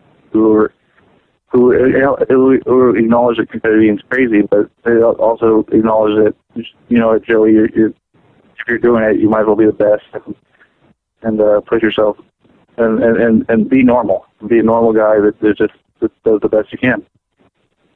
Joey Chestnut joining us here on the show. Joe, last year, Kobayashi was a no-show at the actual eating portion.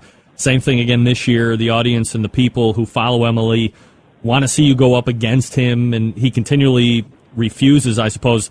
And tantamount, because this is such like the biggest event, right? So this is the Daytona 500 or the Super Bowl. This would be like the Miami Heat deciding not to show up for a finals game, since this is the preeminent event for MLE during the course of the year.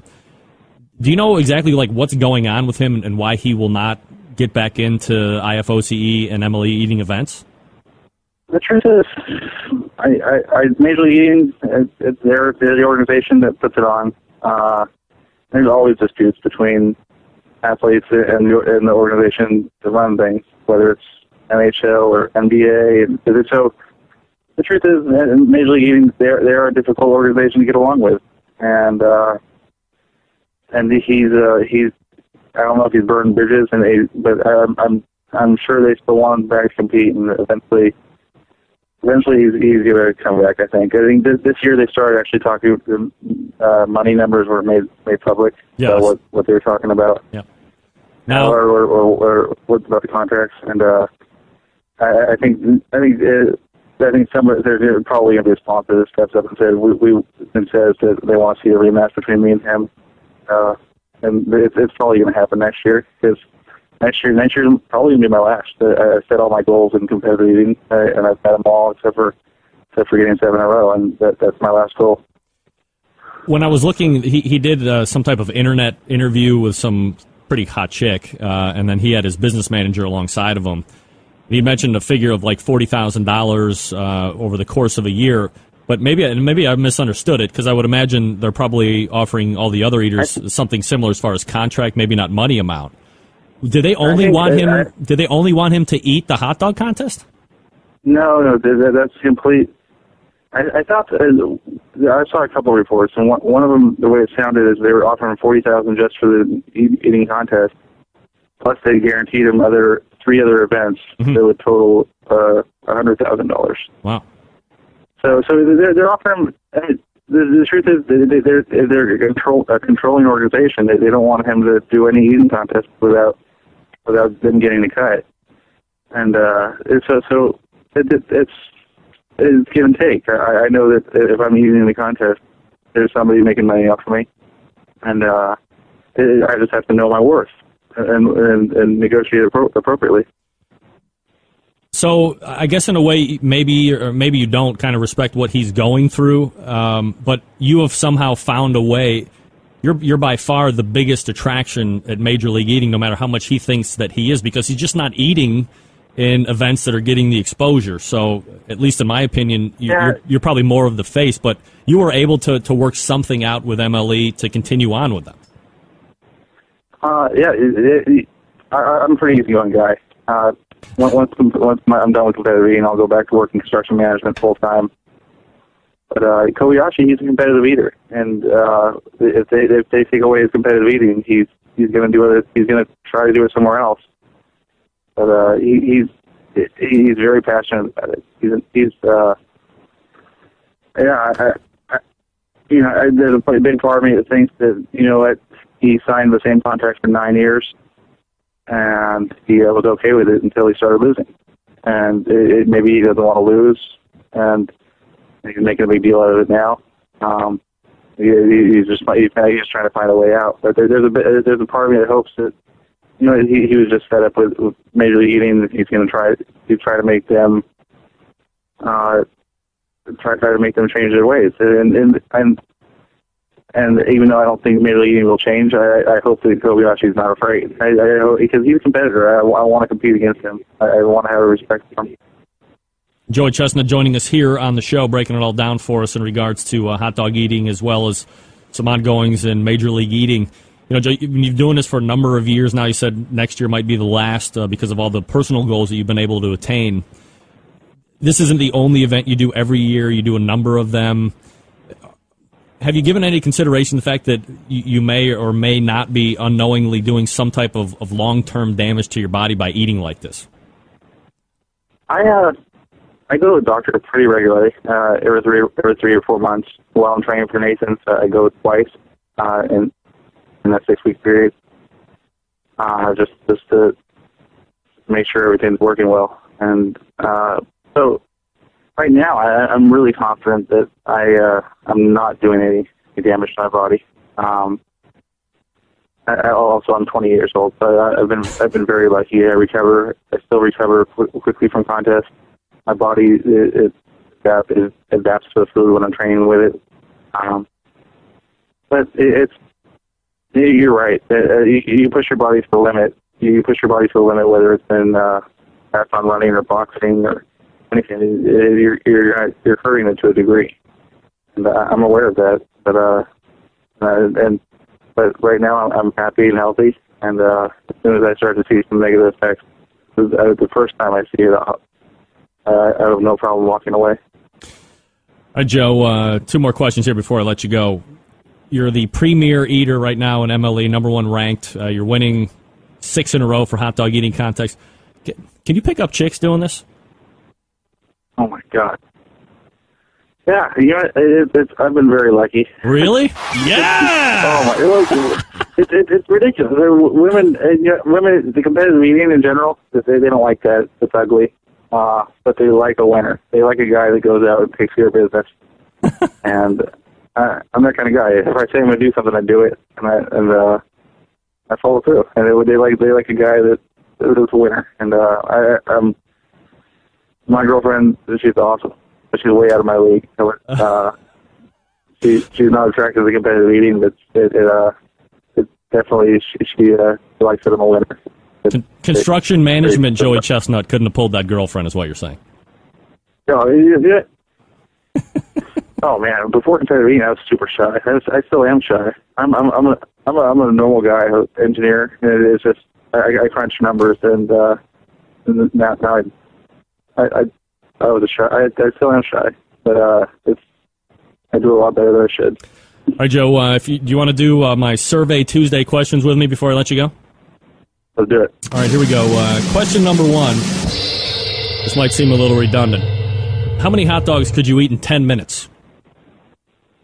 Oh, perfect day. I could eat 71. 71. All right. Question number 2. Now, this is going to seem kind of off the wall, and I apologize. So let me reword it for you. If asked, would you ever join a competitive barbecue team to cook? Absolutely. I love barbecue. I'm a pretty good cook. You hold barbecue eating records, if I remember correctly.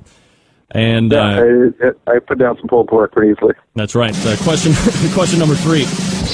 You may be an aficionado at this. Best chain burger joint around. Oh man, that's tough. I've always been a fan of In-N-Out. That's one of my favorites. But Five Guys, I've really fallen in love with them. Five Guys. All right. I was going to say, I know you're West Coast guys, so that could have easily went the In-N-Out burger way, but there you go. All right. Joey Chestnut has secured his 6th straight Nathan's Famous World Eating Hot Dog Championship, 68 dogs in 10 minutes. Joe, always appreciate the time you give to the show. Congratulations again.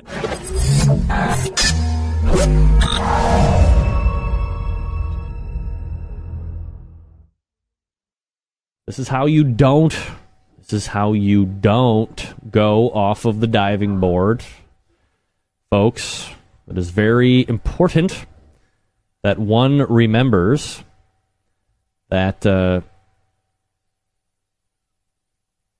Oh no! You can't do that.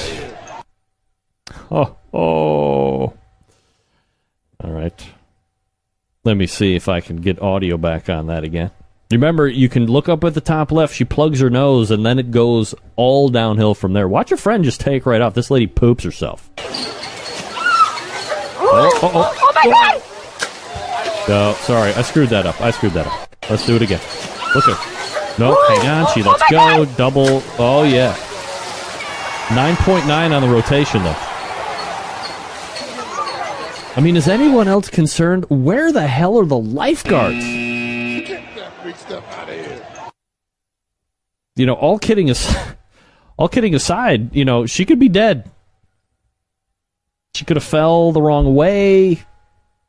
Could have gone very wrong for her. Gone very wrong for her. But this is what I'm talking about. This is what I said. If you're going to bring it strong, bring it strong. You can't get on a 6-meter board, one rung down from the 10-meter board. Literally get to jump point. And then decide, as your feet and the balls of your feet are hanging off the side and all the momentum is going out to the water, that you don't want to do it. No. Don't plug your nose.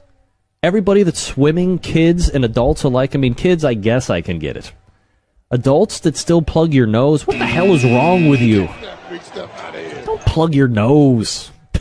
It's more manly to take water up your nose and be uncomfortable than plugging your nose as an adult. You want to be made fun of for the rest of your life? Plug your nose at the pool if you're over 8.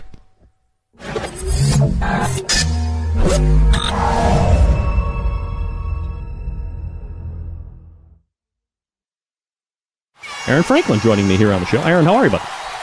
Hey, I'm doing great, Greg. How you doing? I'm doing absolutely fabulous, Aaron. And I have to say, maybe not to your surprise given the day, but I've received roughly 47 emails asking me if this was going to be some type of lame April Fool's joke where I was really not going to have you. I mean, how lame are April Fool's jokes, right? Well, I don't know. I don't normally participate in them, but I don't know. That would be pretty cruel, though.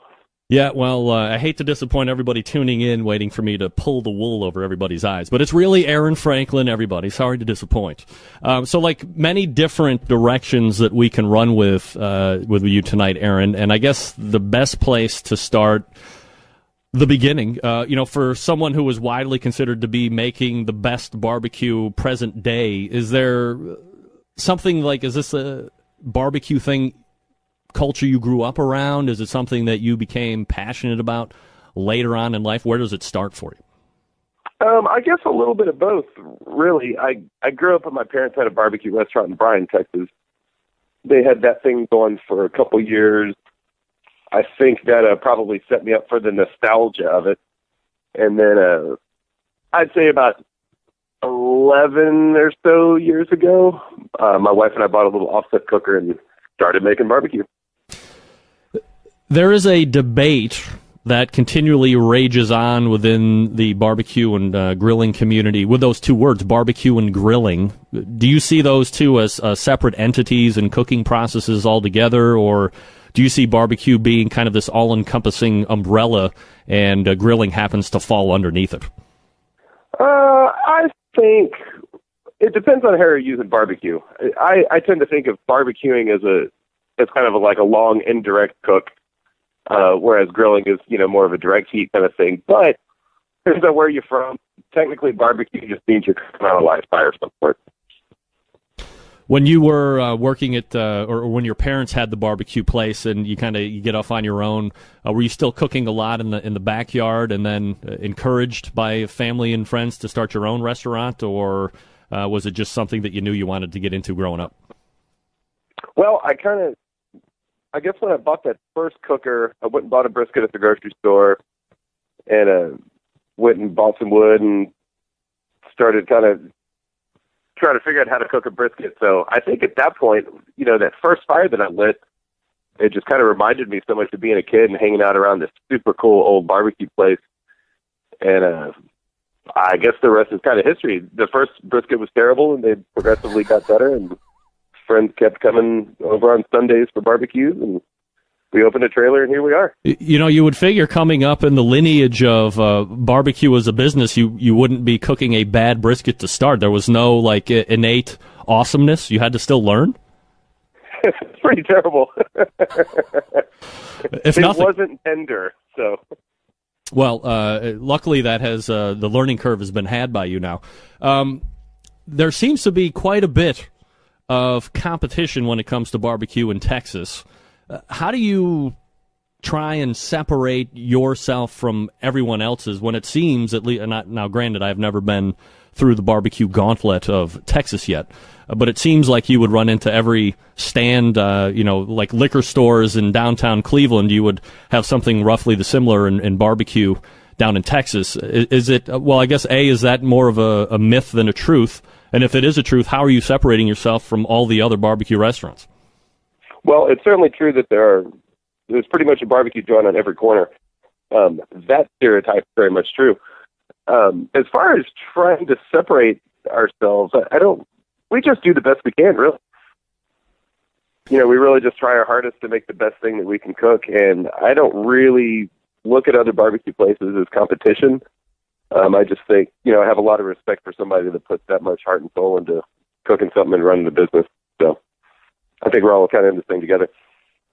Isn't starting a business on its own, is risky regardless, but then you pack on top of it that is going to be, in some form or fashion, a restaurant, which seems to have an even higher percentage of failure. Were you scared going into it initially that this is something that might blow up in your face? Well, I think when we opened up the trailer, we had 28 cents in the bank. So if we had gone out of business, we wouldn't have lost a whole lot. Just a lot of hard work and, a lot of sweat equity pretty much. But nothing that was really worth anything of a monetary value.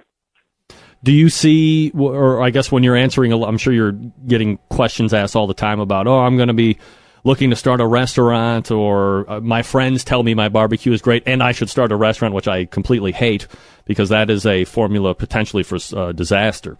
When you have serving free barbecue to people that are happily to tell you it tastes great when that's free. Do you counsel a lot of people on the best ways to start a restaurant, or is there really no proven methodology of success? Well, I think ours is such a strange anomaly. I can't really use our scenario to go by it. But I do answer a lot of emails, answer tons of Facebook questions and messages and Twitter messages. I'm not real great with computers. So it takes me a while to get back to these things. But eventually what I end up telling pretty much everybody is just don't spend anything. You can't go out and find, if you want to open a restaurant, don't cash in your retirement, don't get a bunch of investors, because it's probably going to fail. Statistically, it's probably not going to make it. And it's barbecue, so you're not looking to make much money to begin with. I always thought the best way, if I was going to do it, and I'll never do it, was, to go find like that Tasty Freeze ice cream place, a walk-up that went out of business. You buy it for cheap. You do some type of a semi-formal conversion, get a smoker out back or whatever you're going to use. And then just do it that way, like no servers except maybe for some from front window help, no real tables, no heating and lighting and all that other crap, and really keep the overhead to a minimum and keep it simple on the menu. Oh, for sure. I mean, if you could find some old restaurant that's already kind of been permitted and stuff, you can fix it up if you're a handyman. That's, I think, what saved us so much, is that I could build most anything I want to. So we didn't really have to pay for any kind of construction or anything. And if you have counter service, you can cook it yourself. You can serve it yourself. So then you don't have to really rely on anyone. You don't have to pay anyone. So, yeah, keep it as self-contained as possible. The potential downside that I'm sure some people are seeing with that advice is, damn, I'm going to have to put in a lot of hours of work. So to take the sexiness out of, being a very successful barbecue restaurateur as you are, you're there quite a bit, right?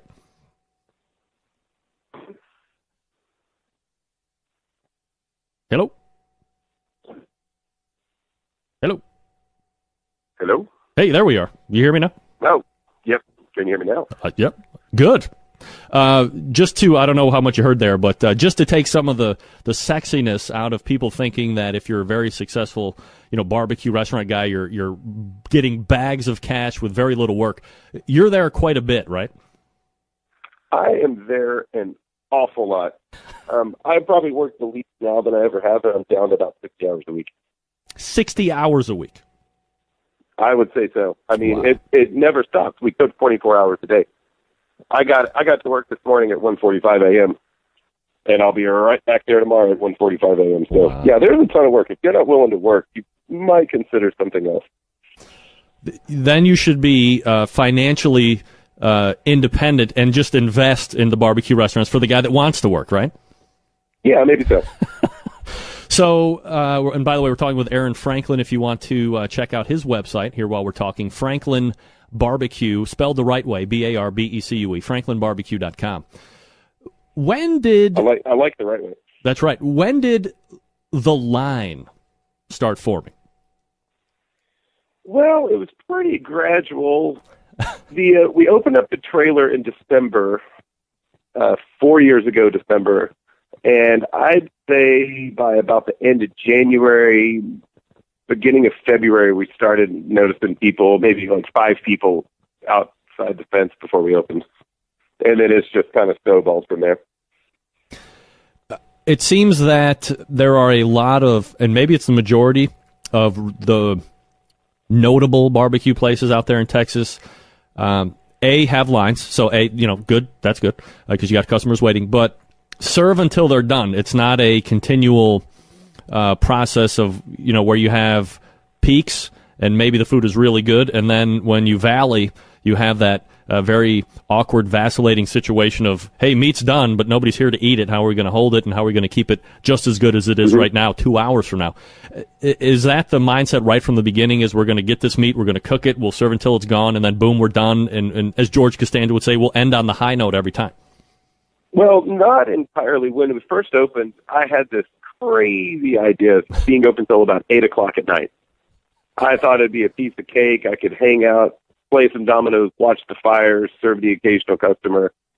And then we changed it to 6, and then it went to 4 p.m., and then we just eventually changed the sign till sold out.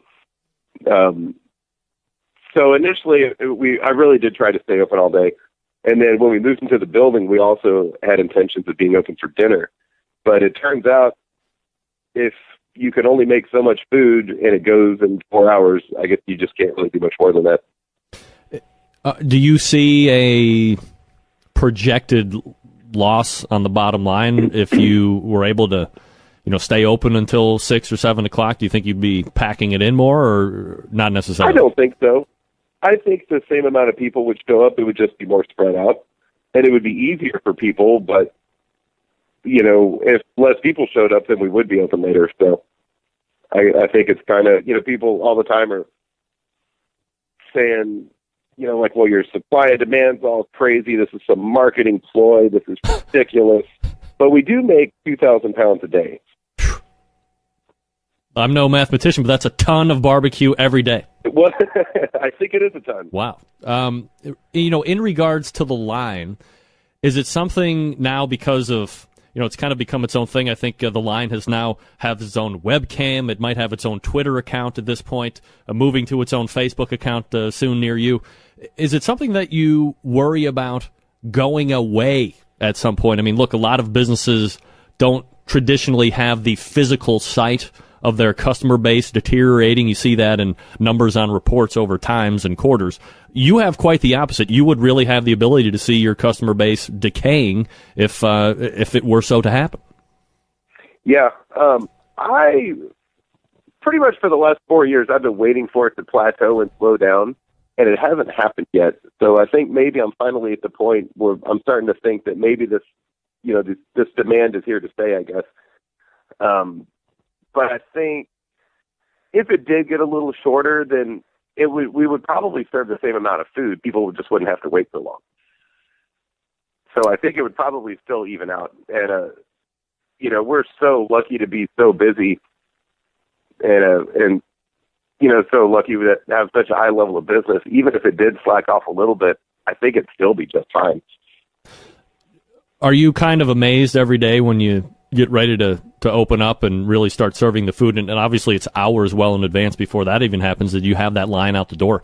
Does it kind of boggle your mind every day when you see that many people waiting for your barbecue? Yeah, pretty much every morning I look out there, I'm like, oh my God, why are these people here? There's too many people. And I pretty much say that to at least one person every single morning. Is it a good ego boost for you? I mean, just between you and me and the fence post, to see that many people showing up for you food, that's really got to make you feel good. I don't really have much of an ego, but it is a little nerve-wracking. I think the thing that I think about more is that all these people are standing out there, and if I mess up a batch of ribs, or I screw something up, or I, God forbid, fall asleep on a stack of wood, these people have already been waiting for several hours. So it's not like they show up after the food's ready and we know it's good. They're showing up before the food's ready. Let me ask you this quick question in the chat room from Steve Rodriguez, and he wants me to ask you, Aaron, how the raise in meat prices might hurt the barbecue industry. You have any thoughts on that? It's very painful. Brisket right now is sitting at about 60% food cost for me, and that is absurdly high. But we're using all natural stuff, so our stuff's a little more expensive than commodity for sure. But you can only charge so much at the same time, and then if we charged a proportionate amount, I would feel guilty about it. So yeah, the raising beef prices are pretty hard.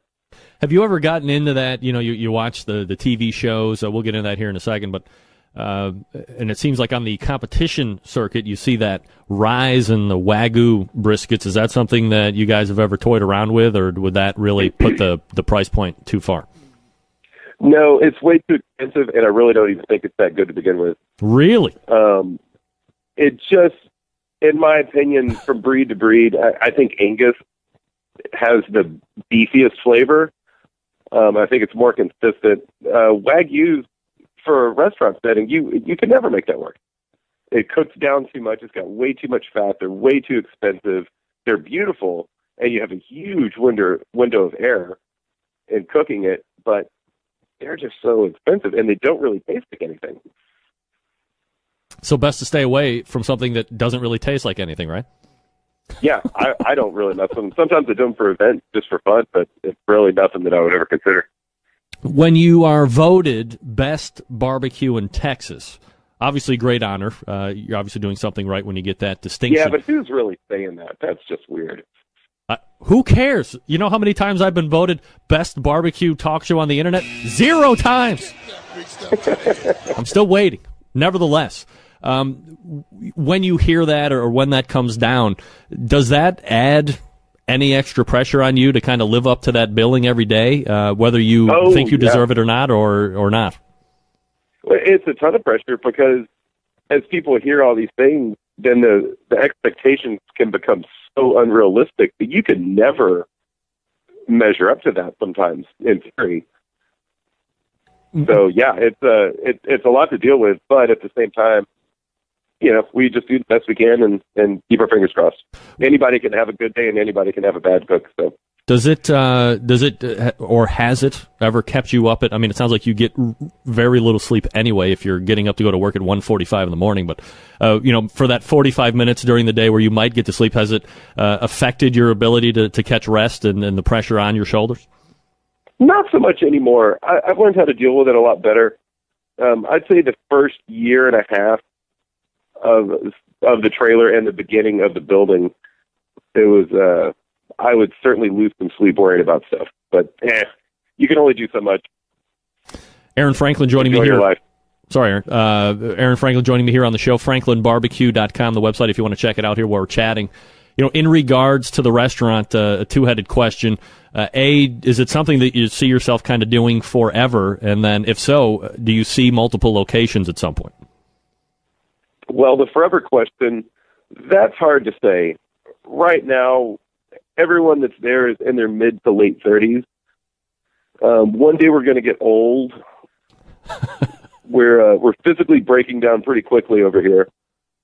So I don't know what the forever thing is going to be. I don't think I could physically handle this when I'm in, I don't know, say 10 years from now.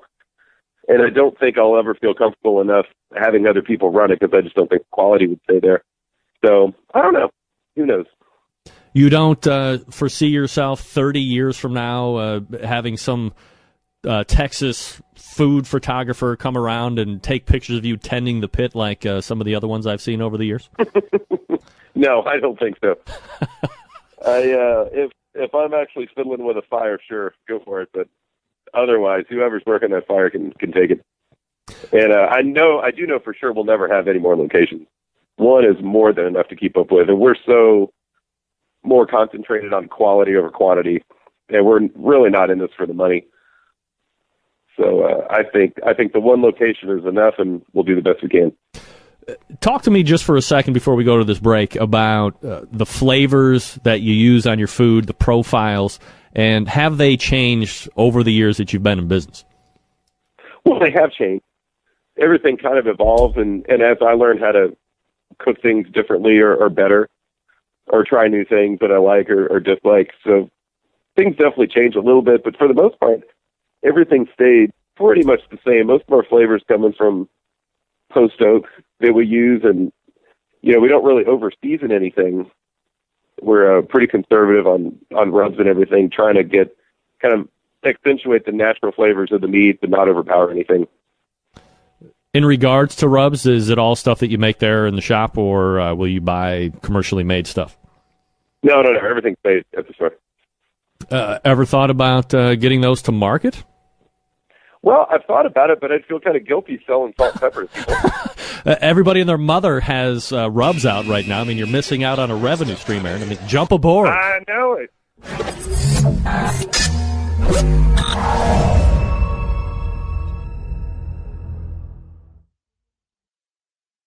I've been anxiously awaiting this particular cocktail time segment for some time now. So without further ado, it's my favorite, it's your favorite. It's the segment sweeping the proverbial nation and globe. It's cocktail time. All right, so let's get this camera set up and my wireless microphone set up.